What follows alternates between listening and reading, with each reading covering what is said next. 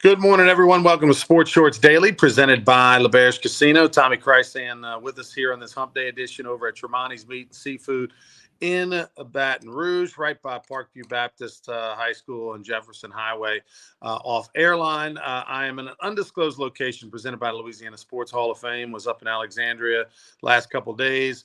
Louisiana Sports Hall of Fame golf tournament, getting ready for that May 13th and 14th. Go to lasportshall.com. Check out all the info. Celebrity event. You don't want to miss it. If you love golf or anything even close to it, be a part of that. And we're presented by LeBear's Casino. LeBear's Casino, where we know for sure last night was rocking in the sports book as folks were watching the Pelicans in the play-in game. They will be watching them again Friday night at LeBear's at the sports book. And winner win or go home type matchup, as the Pels will be hosting the Sacramento Kings. They're a favorite, Tommy, which is surprising. Yeah, the line I looked at this morning, the Pelicans are 1.5 favorite over the Kings Friday night at home.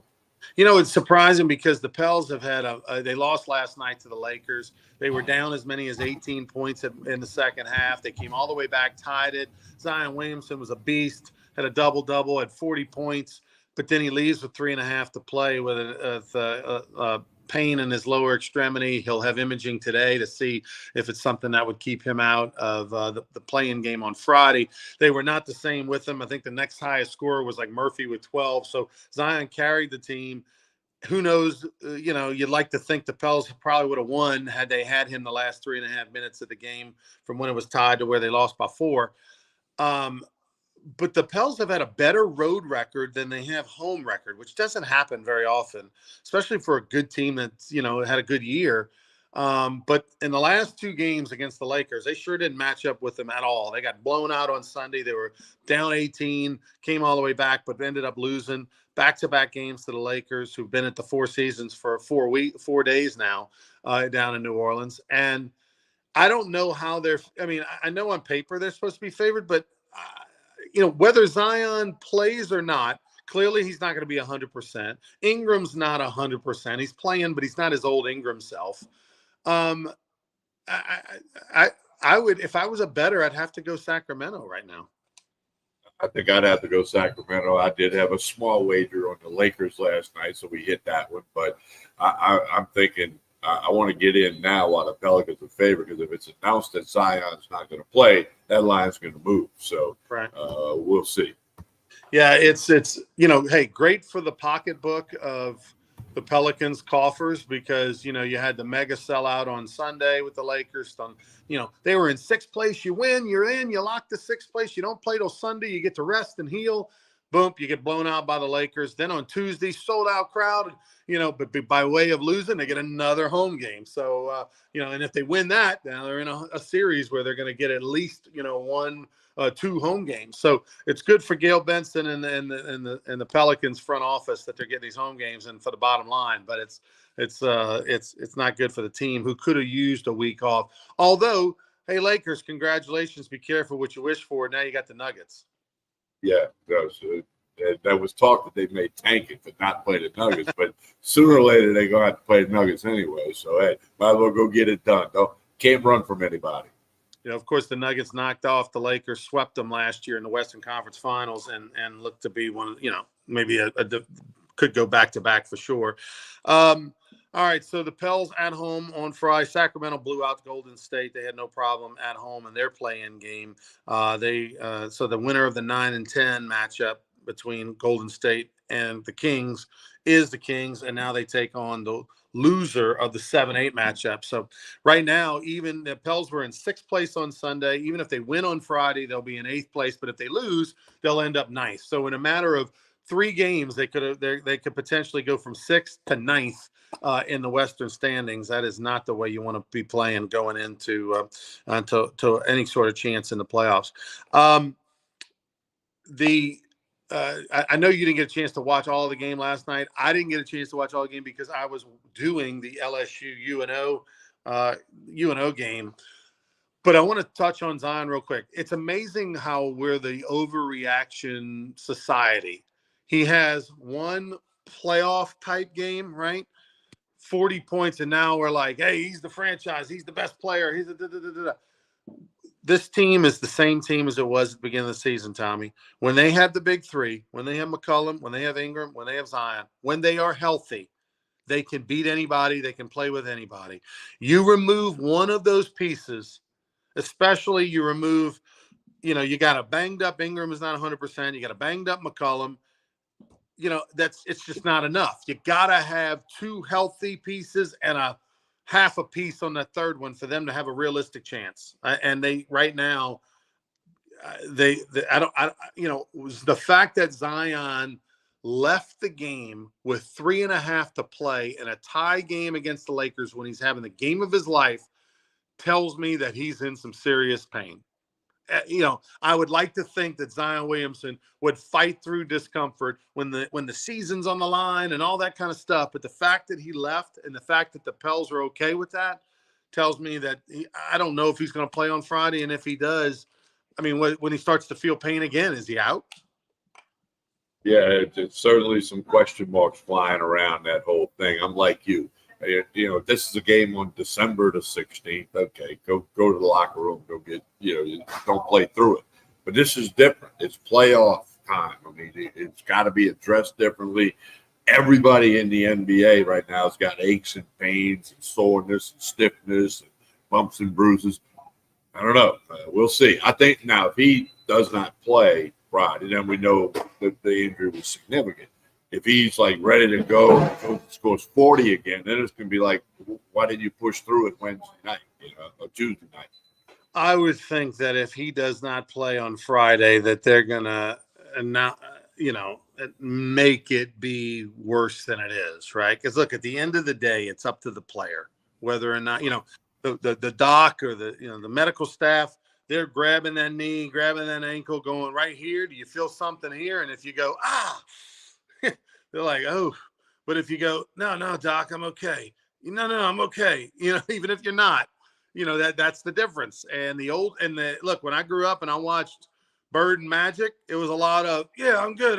Get me back in there. Now is a lot of, I can't play. I got to put the suit on. So I don't want to get on. I don't want to get on Zion and be negative yet until we hear. But man, I just feel like in the playoffs, in a play-in game, man, you gotta go off the court on a stretcher. Yeah, well, and again, if the imaging comes back and say there's no problem, then he's going to get criticized. I mean, and again, I mean, Pelicans won 49 games. That you mentioned, best road record in the league, but it's not still jiving. It's not 2-2, still not 4. And like you said, they take one of those guys out the lineup, a way different team, significantly different. Last night, LSU baseball picked up its 23rd victory of the year. They, I believe, have like 18 regular season games left. They knocked off UNO. Blake Dean in his 9th season at UNO, the former LSU Tiger great. LSU won 6-3. They had 3 home runs. They got a chance to pitch 7 different guys in that game. 6 of the 7 didn't throw over the weekend, so it was sort of a keep them fresh, give them an opportunity to see if they could, have improved.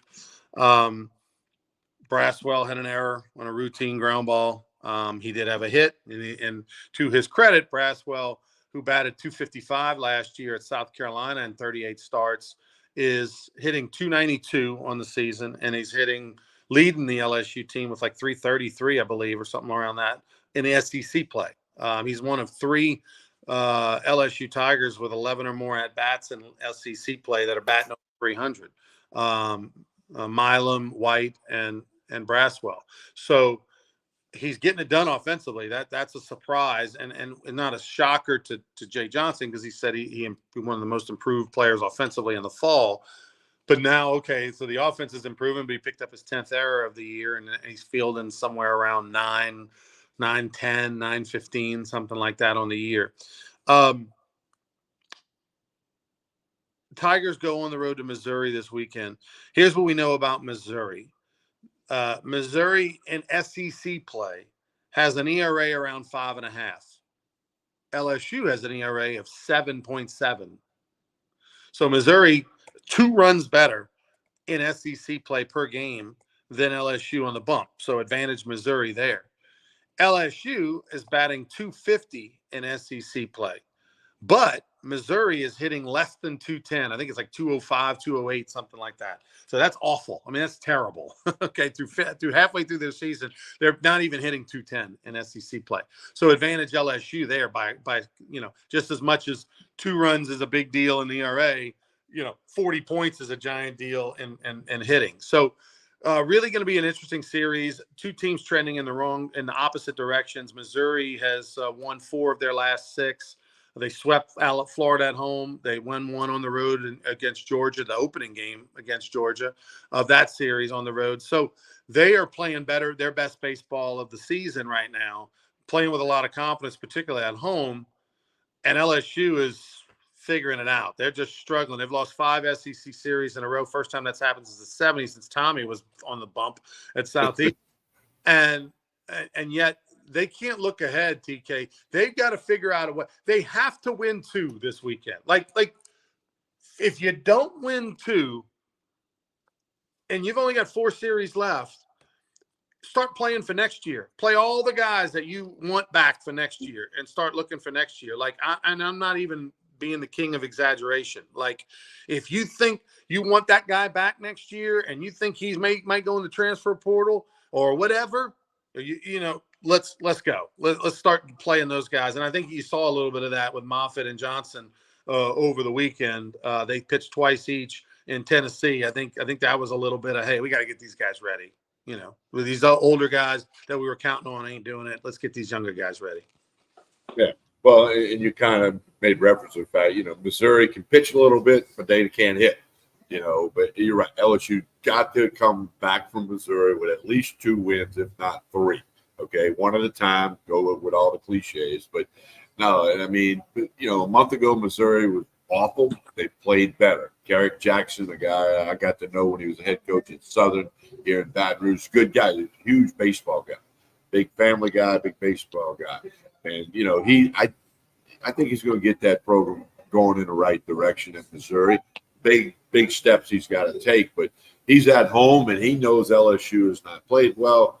I mean, this could be a signature weekend for Garrett Jackson and the Missouri Tigers if they take 2 out of 3, or if they were to sweep LSU or 10-run rule LSU. I don't know if they can score 10 runs the way they hit, but it's big for a lot of reasons. But LSU's got to take care of LSU. Got to get it done, because then you got Auburn coming in the next week to Baton Rouge, and Auburn, is not, is in the bottom half of the league for sure as well. Garrett Jackson, by the way, former Nichols assistant, former Missouri assistant, who replaced Roger Cador, the legend, and took them to an NCAA regional. And he left Southern, went to go work for Major League Baseball and their player development division, kind of like a collegiate summer league program that they put together. He was sort of over that. And then now he's back at Missouri in an SEC job at a school that he worked once before. Right now, the season would end today. There's 14 teams in the SEC. The bottom 2 don't go to the Hoover for the tournament. Right now, LSU's 13th. They would not be at Hoover. But Auburn, who is 14th, is who's on the horizon for their next week at home. And Missouri, who's only a couple spots ahead, is one of those teams. So a chance to get right. But look, there's no reason to believe that they will, because LSU's been playing that poorly.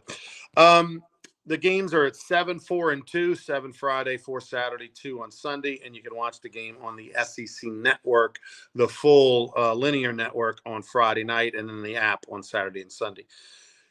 WNBA draft was this week, Tommy. And for the very first time ever, the WNBA charged admission to go to the draft in New York City. Shocker, it was sold out. Thank you, Caitlin Clark. The WNBA sold out its draft when they basically before were giving away tickets for free like they do their games. The Indiana Fever had the first pick in the draft, who, of course, took Caitlin Clark, are selling season tickets like hotcakes. But what does Caitlin Clark get? she's able to get, I think, what, a 3-year, $300,000 deal, even though everybody else is making millions of dollars off of her. When is Caitlin Clark going to announce she's playing in the 3-on-3 league as well? Like, that's got to happen, right? If Ice Cube's serious about offering her $5 million and it for 10 games versus Caitlin Clark, it's been her dream to be in the WNBA and to make $300,000-$400,000 over 3 years. Like, come on, like, let's. When's that going to happen? Well, something's got to happen. I mean, the WNBA, if it wasn't for the NBA money, they'd been gone a long time ago. So maybe Caitlin Clark and the rest of this draft class, which is considered on paper to be the best draft class, top to bottom in WNBA history. By the way, Ronnie, I got to point out something I said wrong back in the 90s. Okay, I think you and I were doing radio together in Denham Springs. And the WNBA started the same time that John Brady got named coach at LSU. I remember making a statement, which one will last longer? Will the WNBA last longer than John Brady will be the LSU coach?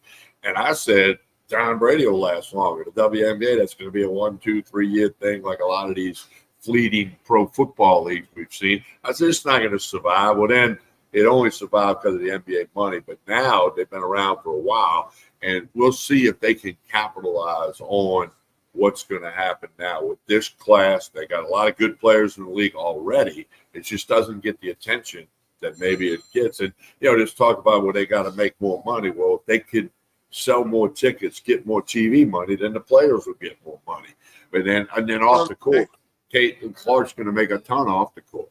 The problem is that the model, that whole, hey, look, Pele came to the United States in the 70s and played for the New York Comets, and they sold out all their games in New York and all that kind of thing. The bottom line is that as soon as Pele left, soccer went right down the tubes, right? Caitlin Clark moves the meter, not the WNBA, not Angel Reese, who's the 7th pick to Chicago and all that, not Cardozo, the center from South Carolina that she's going to be playing with Chicago, and Caitlin Clark. And so while she's playing, they'll sell out everywhere, road, home. The minute she stops, or a few years from now, and folks maybe get used to her or something, then it's back to the same old. So the WNBA can't say, okay, now we sold out a lot of games this year and made some money. Now we can pay more, because as soon as she leaves, now they're back to losing money. It's the Pele effect. She's just a superstar.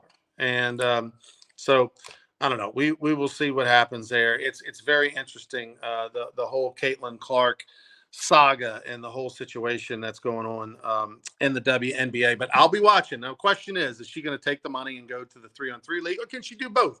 But if you're Caitlin Clark, what is there to talk about? $5 million, or $150,000 a year? It's not even close.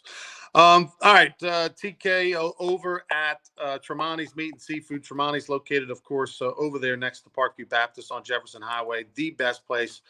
Great meat, but it ain't cheap. But that's why it's the best. Go by, tell them you heard it right here on Sports Shorts. See Mike and the gang. And all right, we were just about to sign off, and TK popped back in. Give us the plug for Tremonti's on the way out, Tommy. Yeah, Tremonti's Meat and Seafood lasagnas, the lunch special today. Get everything you need for the weekend, the wine, the bourbon, the vodka, the tequila. It's all happening here. Tremonti's Meat and Seafood in Baton Rouge. We'll be back Friday morning. Apologize for a couple of technical glitches there, but we'll be good Friday morning with another edition of Sports Shorts Daily. Have a great day, everyone.